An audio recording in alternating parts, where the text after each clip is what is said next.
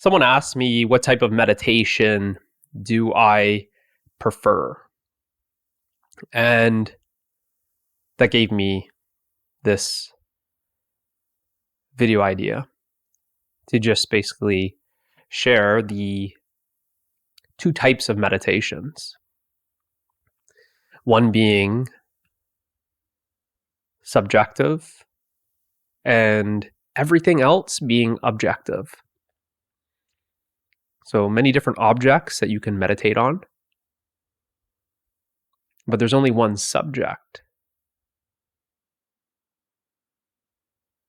that you can meditate on, if we can say it like that. But typically, there's different types of meditations. Maybe meditation that involves focusing on a candle flame, a campfire, the movement of the belly, rising and falling, the breath. You see, even that one, that's a very subtle object. It's very subtle.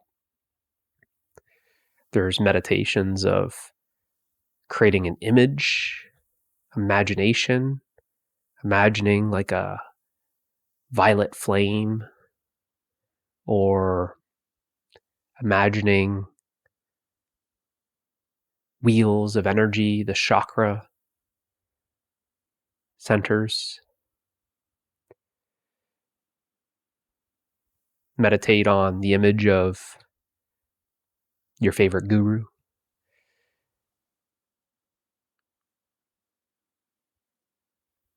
Many different types of meditations. But if you look at all of these meditations, any other ones that you want to throw in the mix, they are objective. Objective in the sense that there's an object that attention is going towards. Attention is going towards a candle flame.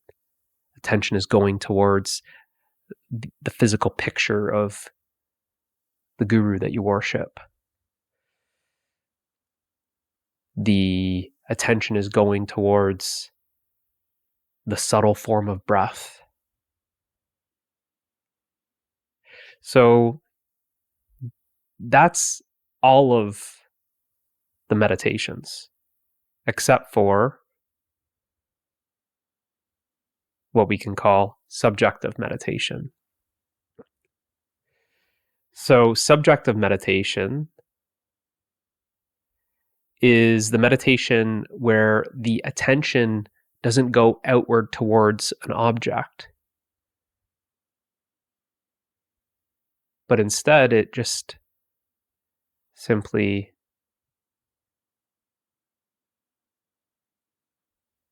remains in its source.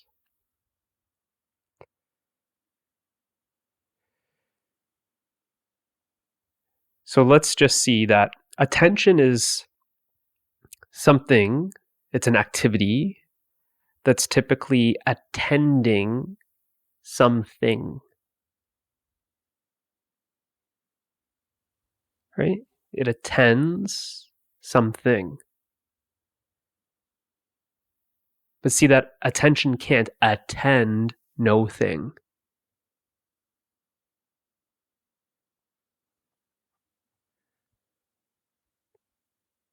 And no thing is the subject. The subject is not a thing. So all of these other meditations, which I'm just saying are objective meditations, attention is going outward, attending the object.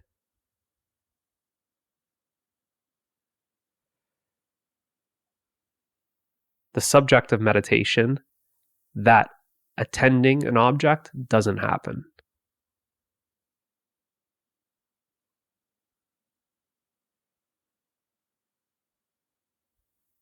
It may feel like something actually happens, like a relaxing back or a sinking down or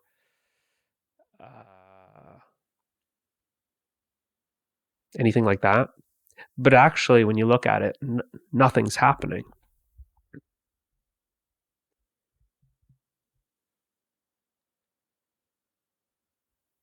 That the attention can't really attend its source.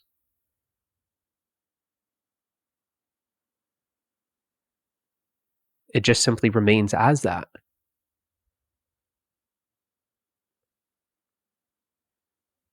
The attention can go outward towards things. But where is that attention coming from? If it's going towards things, where did it come from?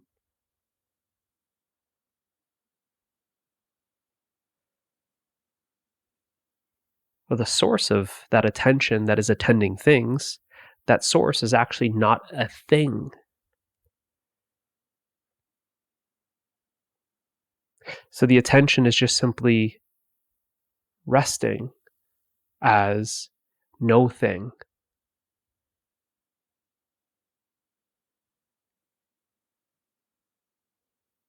It's as if it's attentionless.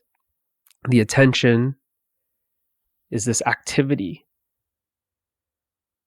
attending objects, this thought, that feeling, this sensation,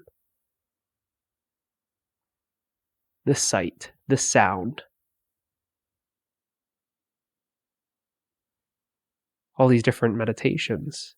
But when you look at it, they are all objective.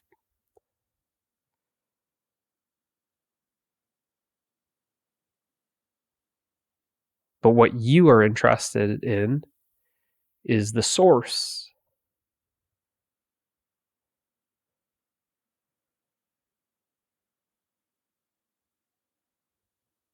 So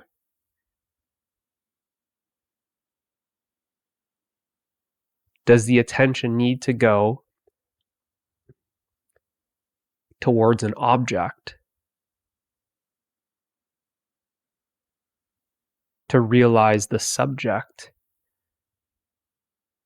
in which it came from?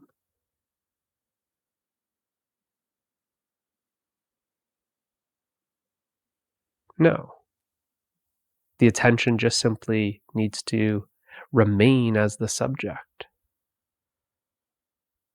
Now, when the attention is so used to going always outward towards objects,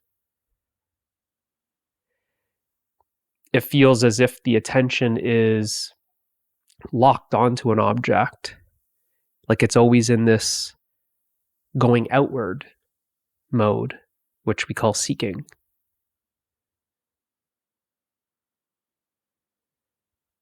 So the attention's out wandering the streets,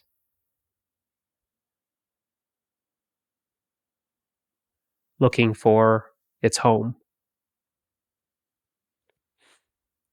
But it won't find home as long as it's out and about wandering. This attention, when left alone, it naturally just comes back home.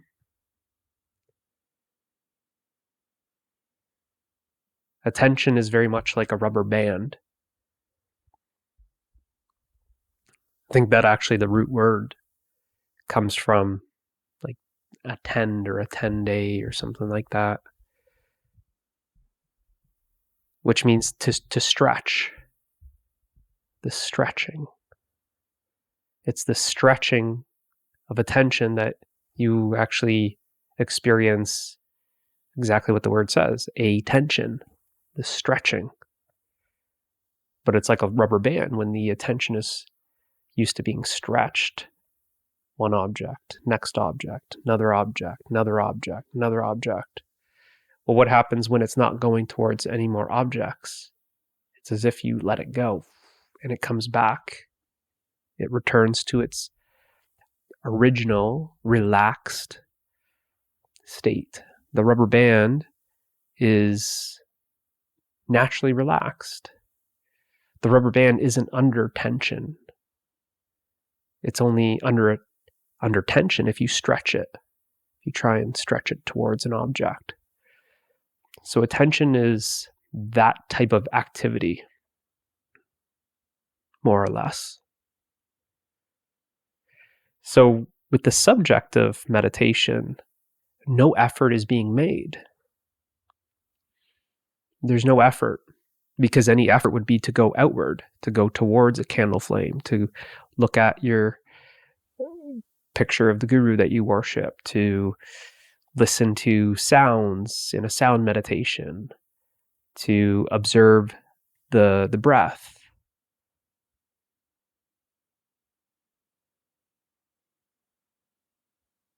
These, even some of them that are very subtle, there's subtle effort being made.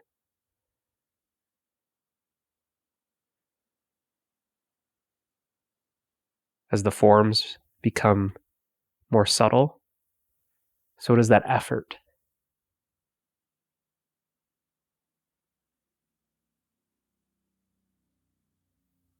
Like the object of the breath is more subtle than the object of a picture of a guru or a saint or some sort of image like that.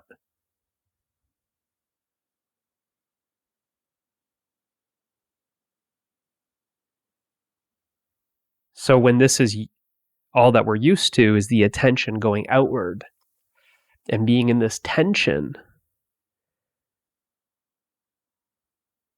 when there's this effort, well, when we just simply make no effort, we experience the opposite, this relaxation of attention. What you're experiencing is actually when there's no effort to get anything, to go anywhere, to do anything, then you're experiencing that recoil of the elastic band. You're experiencing what feels like a stepping back or a sinking back or relaxing back.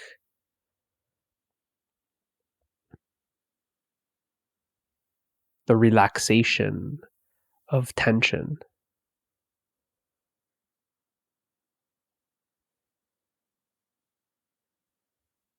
Now, just like the elastic band, what happens is when it's let go, you let go of the effort, when you let go of making the attention attend objects, it returns back to its natural relaxed state.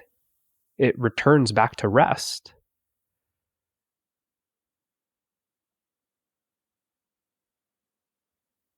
And all that's needed is nothing. You don't do anything from that point on, because the attention is at rest. It's resting as the source. It's resting in its natural, limitless, unconditioned state.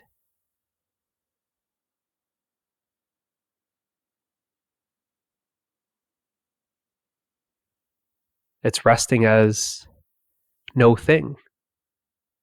It's not attending something. It's resting as no thing, and no thing is the subject. So this is the highest form of meditation, which is not really a form, because it's formless meditation. All of the other meditations were forms of meditation because they always required an object. But this subject meditation, is actually formless meditation. That you are just simply not doing anything. You are just being yourself. You are being no thing. You are being formless. You are being yourself. So being yourself is the highest meditation. So this is what differentiates all of the other meditations from this meditation. And we could say that all of the other meditations are, in a way, preparation for this ultimate meditation.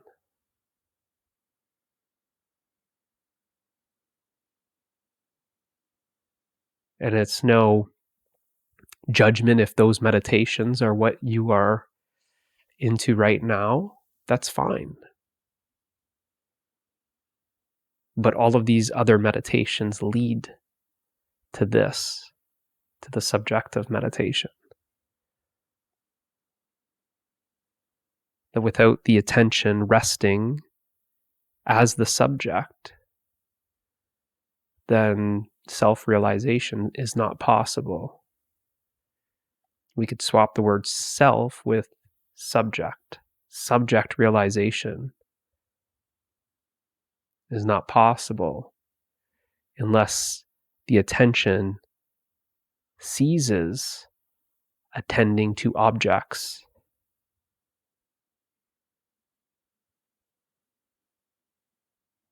It's the same way as you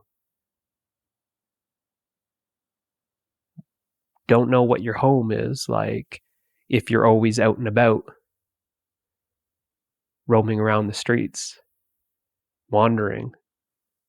Like that, the attention is out and about. It's on a journey, wandering, getting lost.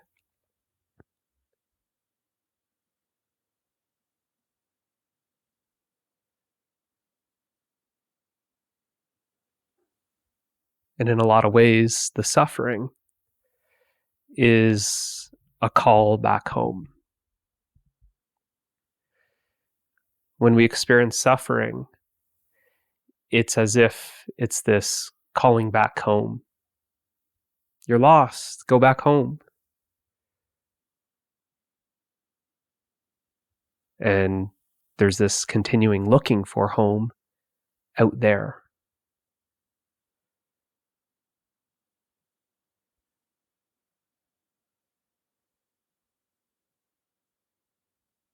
So it's one of these things of, well, if you're lost, well, where'd you come from?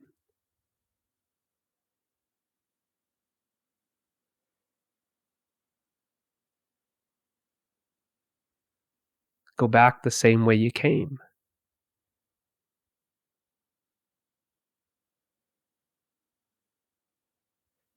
The more effort that's being made, the more tired you get.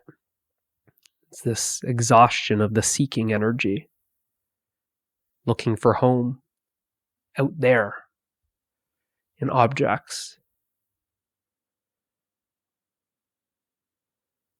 And in a lot of ways, this is needed, because only when you are fully exhausted do you actually rest. When you're fully exhausted, you just simply do nothing. Remember, the subjective meditation is doing nothing. It's the cessation of the activity. It's the cessation of doing.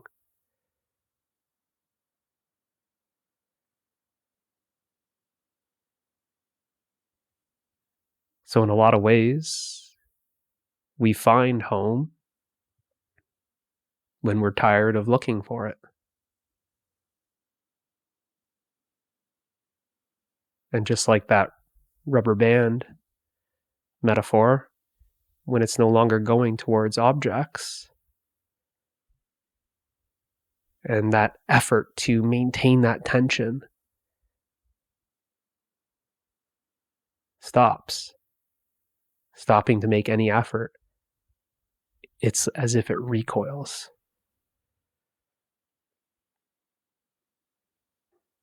And you realize that you are home. Home is you. The rest that you are enjoying is the rest that you are. You're not at rest, you are rest.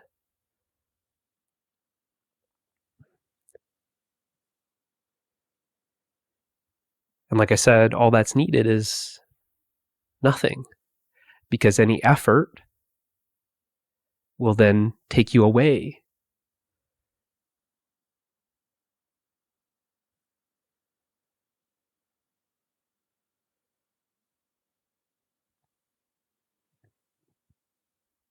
So when the attention is simply resting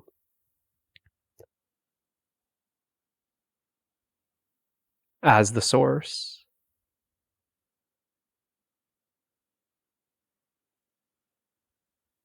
there's just simply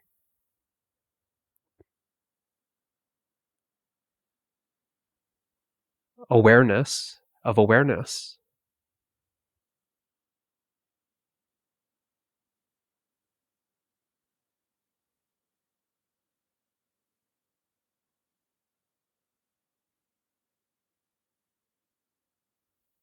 There's an awareness of no thing.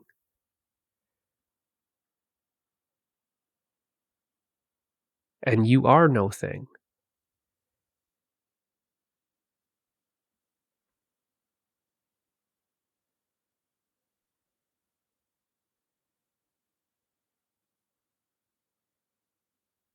So hopefully that clears up these different types of meditations, makes it very simple, seeing that there's really just two types.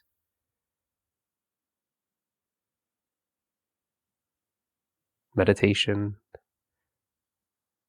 on forms, objective meditation, and formless meditation, which is subjective meditation. Hopefully this helps. See you in the next one.